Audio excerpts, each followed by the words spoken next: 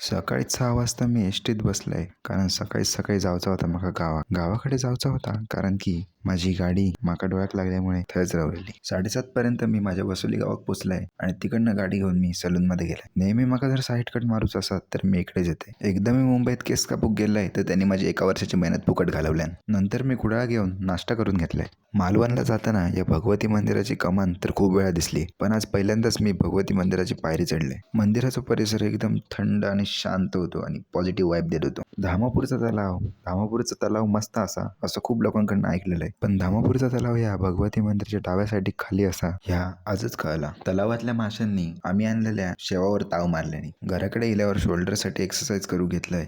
Front raise मारून झाल्यावर dumbbell presses, latter raises, तसंच ट्रायसेपसाठी ट्रायसेप किकबॅक आणि यो एक ट्रायसेप एक्सरसाइज करून घेतलाय.